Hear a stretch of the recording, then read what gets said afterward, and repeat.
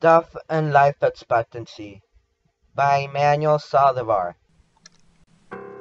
During the Middle Ages, there was many diseases: dysentery, ergotism, leprosy, malaria, puerperal fever, smallpox, gonorrhea, influenza, measles, plague, and the typhoid fever. Why were these diseases so effective to them? Well, let's start with dysentery, also known as the bloody floods. This was an infection caused either by bacteria or a moldus, spread through contamination of food and water by infected fecal matter. The symptoms were, after 1 to 6 days, you may experience incubation, watery stools, fever, cramps, dehydration. In advanced stages, you may experience bloody stools, meningitis, conjunctivitis, and arthritis. In its acute form, watery, blood stools, cramps, fever, or weakness. In its chronic form, intermittent diarrhea, mild abdominal discomfort. The result was generally a weakened condition.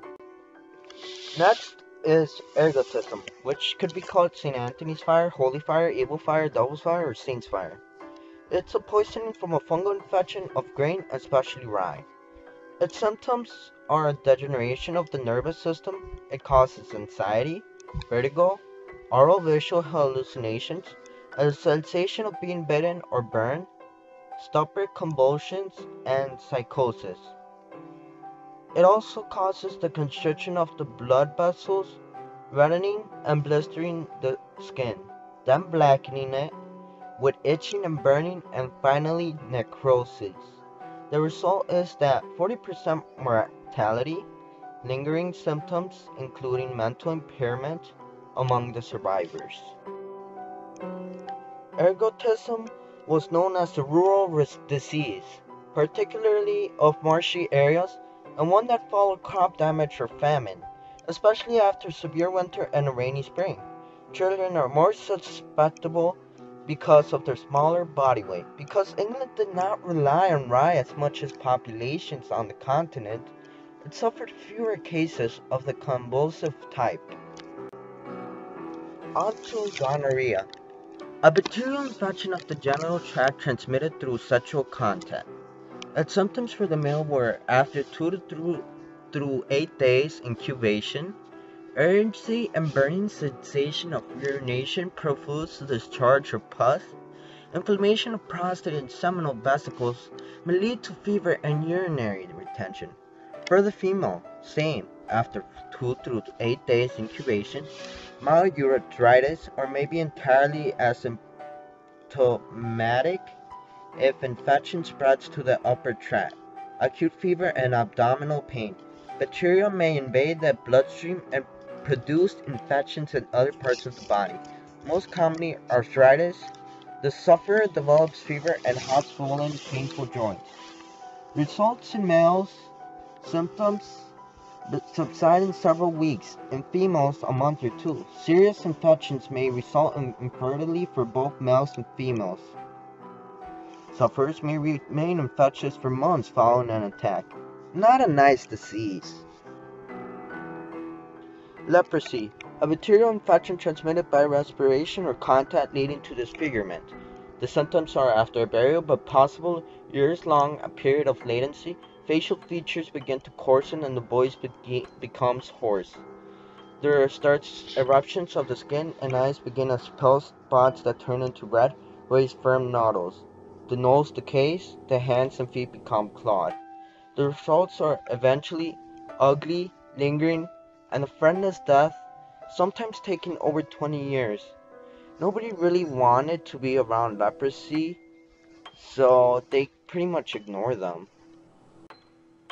Malaria, also known as the ouch, a parasitic disease spread by mosquitoes. Symptoms: shaking, chills, then fever to 104 degrees, severe headache. After several hours, the sufferer begins sweating profusely, then the headache and fever disappear.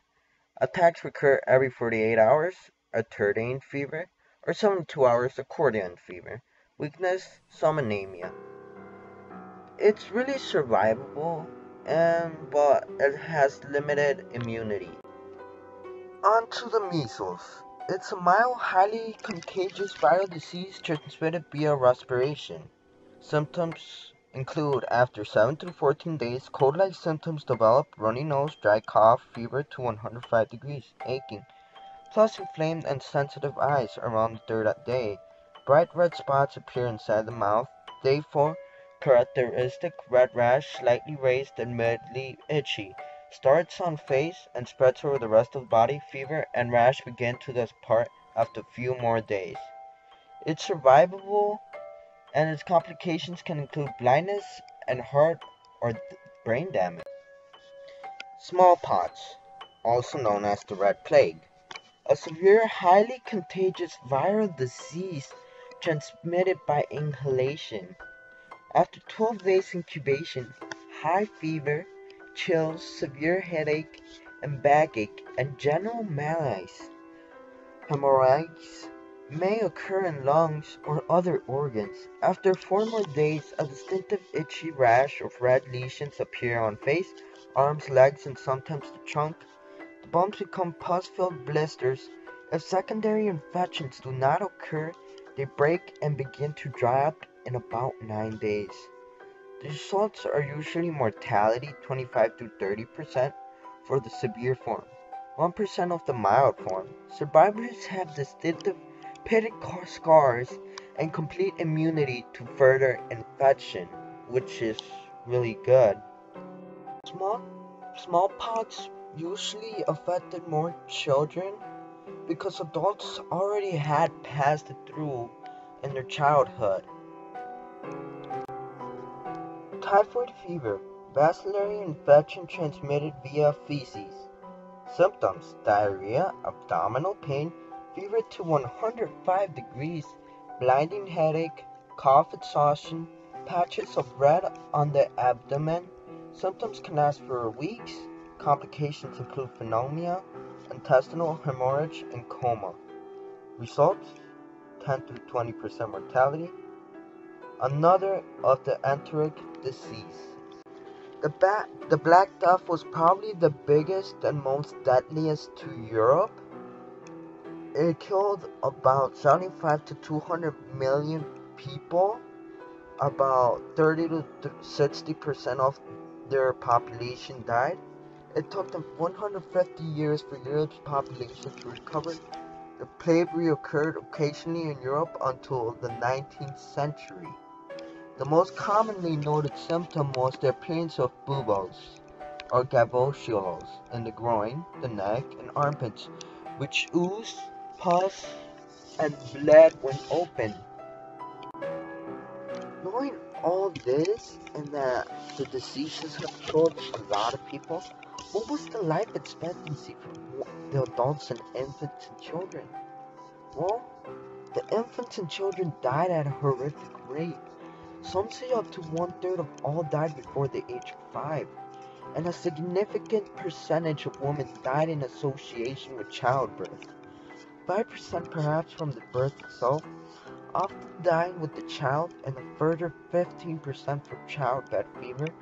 The infections that followed a poorly managed delivery. If you reach the age of 2, your life expectancy was to early mid-50s, 35 maybe, but your life expectancy did really shoot up really high.